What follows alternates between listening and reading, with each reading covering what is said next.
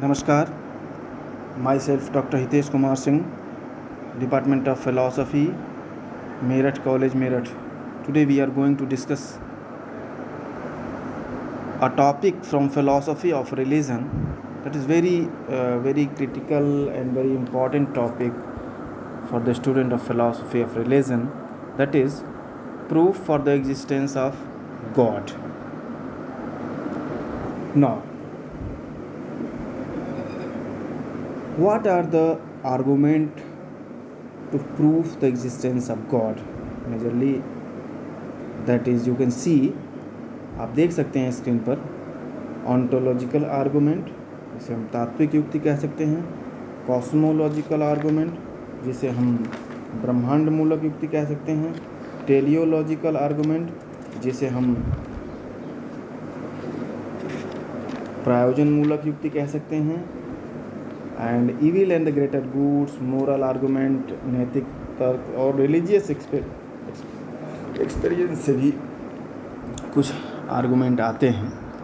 तो अब हम एक एक करके जो ईश्वर की सत्ता की सिद्धि के लिए जो तार्किक रूप से युक्तियाँ आर्गूमेंट दिए जाते हैं उनको ट्रेडिशनली क्या क्या है, गॉड है, जो लोग ये मानते हैं कि गॉड है, थेइस्ट लोग, वो ऐसा आर्गूमेंट देते हैं गॉड की एग्जिस्टेंस के लिए।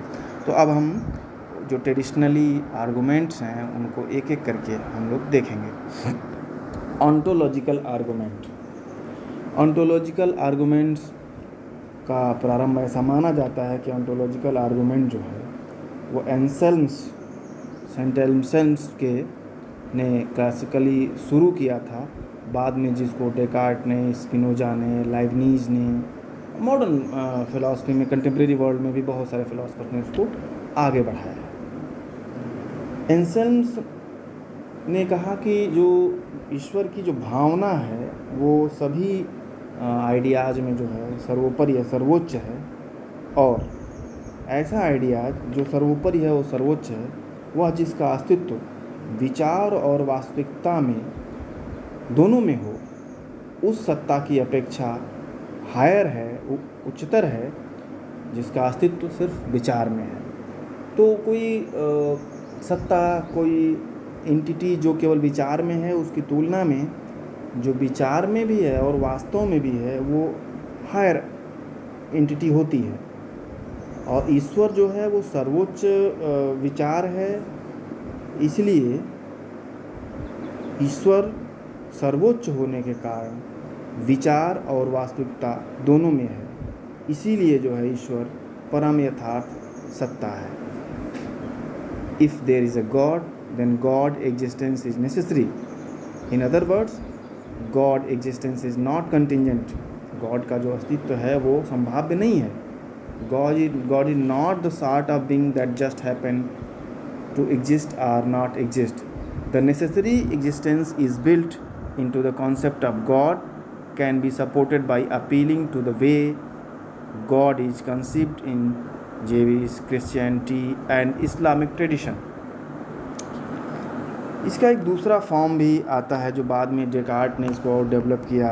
एंसेल्म के आर्गूमेंट को बाद में डेकार्ट ने इसको डेवलप किया, और डेकार्ट ने कहा कि ईश्वर के विषय में ज्ञान मात्र से ही उसकी सत्ता की सिद्धि हो जाती है।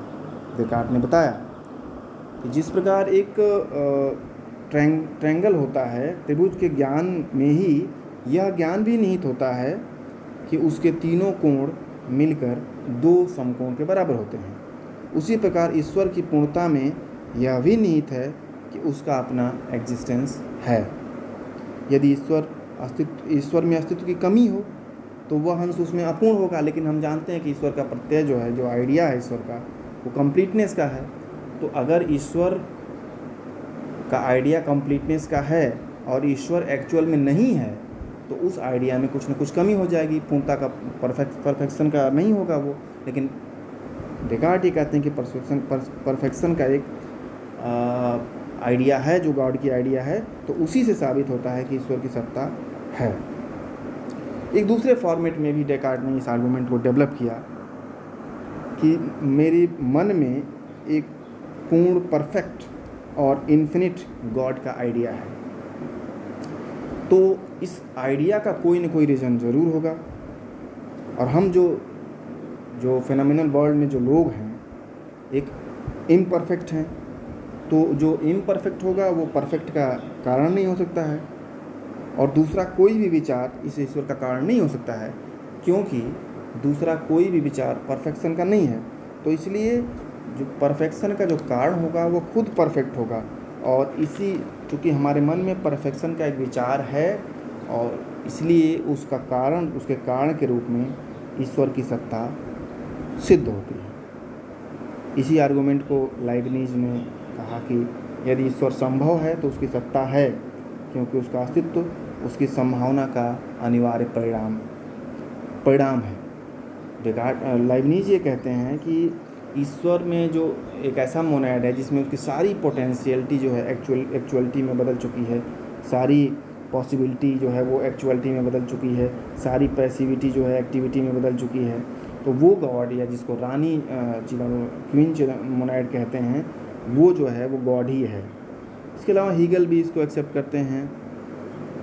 तो ओंटोलॉजिकल आर्गूमेंट बहुत फेमस आर्गूमेंट रहा गॉड के एग्जिस्टेंस को प्रूफ करने के लिए, स्पेशली जो रैशनलिस्ट रहे हैं उनमें ये जो है आर्गूमेंट बहुत एक्सेप्टेड रहा है। सेकंड आर्गूमेंट पर आते हैं, कॉस्मोलॉजिकल आर्गूमेंट। हम इसमें क्रिटिक नहीं करेंगे, क्रिटिक करने के लिए अलग से आपसे चर्चा की जाएगी। कॉस्मोलॉजिकल आर्गूमेंट ब्रह्मांड मूलक युक्ति या विश्व संबंधी युक्ति से हम कह सकते हैं। तो यह आर्गूमेंट जो है ये थॉमस एक्विनास ने इंट्रोड्यूस किया था इसे, कि ये आर्गूमेंट ऐसा है कि जो वर्ल्ड हमारे सामने है इसका रीज़न क्या है, इसका कारण क्या है। थॉमस एक्विनास आर्ग्यू करते हैं कि that all the causation and motion we observe can be traced back to God who is uncaused cause or unmoved mover. Cosmological argument relies on the intelligibility of the notion of there being at least one powerful being which is self-existing, or whose origin and continued being does not depend on any other being. Cosmological argument for God's existence propose that God is the ultimate explanation or cause of everything. Such argument begin with an empirical observation of the world, that there is motion or cause or just ordinary things that exist, and conclude this observation in explained by God's existence. मतलब कि दुनिया में जो दुनिया हमें दिखाई दे रही है इसका कारण कौन सा है, तो इसके कारण के रूप में ईश्वर को स्वीकार किया जाता है। दुनिया में हर चीज़ हम देखते हैं कि का कोई न कोई कारण है, तो अगर इस कारण को अंतहीन तक ले जाएंगे तो हम फैलिसी का शिकार हो जाएंगे। तो इस दुनिया का अंतिम कारण के रूप में जो सेल्फ काज है, जो स्वतः कारण है ईश्वर, उसको अंतिम कारण माना गया है। दुनिया में जो कुछ भी गति दिखाई दे रही है, जो कुछ भी आपको संभावनाएं, जो कुछ भी जिस रूप में दुनिया दिखाई दे रही है, उसके कारण के रूप में ईश्वर को सिद्ध किया जाता है। तो ये कॉस्मोलॉजिकल आर्गूमेंट में होता है। Third argument, teleological argument. Teleological arguments बहुत ही एक फेमस आर्गूमेंट है। इसको इंट्रोड्यूस कर में प्लेटो में आप देख सकते हैं, इसको एरिस्टोटल में देख सकते हैं, बाद में डेविड ह्यूम में भी ये दिखाई देता है। इसका जो फोकस है, the argument focus on characteristics of the cosmos that seem to reflect the design और इंटेंसिटी ऑफ गॉड, और more modestly of on one or more powerful intelligent god like purposive focus. Part of the argument may be formulated as providing evidence that cosmos is the sort of reality that would be produced by an intelligent being. इसका मतलब ये हुआ कि दुनिया में हमको जो कुछ भी सिस्टम दिखाई दे रहा है, जो कुछ भी एक व्यवस्था दिखाई दे रही है, वो सब ये बता रहा है कि इसका कोई उद्देश्य है। दुनिया किसी दिशा में जा रही है, कोई प्रयोजन है इसका। तो ये सब प्रयोजन किसी न किसी बहुत जो सिस्टम दिखाई दे रहा है वो कोई न कोई बुद्धिमान व्यक्ति से ही का ही प्रयोजन हो सकता है। इतना बड़ा जो दुनिया में को बनाने वाला उसका प्रयोजन, जो दुनिया किसी एक दिशा में बढ़ रही कोई व्यवस्था, उसको बनाने वाला कोई न कोई होना चाहिए। Have you ever notice that everything is in the universe seem to work. दुनिया में सब कुछ अपने तरीके से काम कर रहा है। तो ये जो सब कुछ इतना सिस्टमेटिकली काम कर रहा है और सब कुछ एक दिशा में जाता हुआ दिखाई दे रहा है, तो इसका कारण कौन है? तो ये जो है इसका कारण दुनिया में जो कुछ भी हमें प्रयोजन दिखाई दे रहा है, सब कुछ लगता है कि सब कुछ सिस्टम से चल रहा है और कोई ना कोई इसका उद्देश्य है। तो वो उद्देश्य किसका है, वो उद्देश्य किसने बनाया है? तो वो गॉड है। और दुनिया को, जो उद्देश्यपूर्ण दुनिया को बनाने वाला गॉड है, और दुनिया में जो प्रयोजन दिखाई दे रहा है वो गॉड की वजह से है। तो इस रूप में टेलियोलॉजिकल या प्रयोजन मूलक आर्गूमेंट जो है, हम देखते हैं कि एक व्यवस्था जो दुनिया में दिखाई दे रही है उसके कारण के रूप में हम ईश्वर को स्वीकार करते हैं। तमाम और भी आर्गूमेंट आते हैं, जैसे आप evil and the greater good.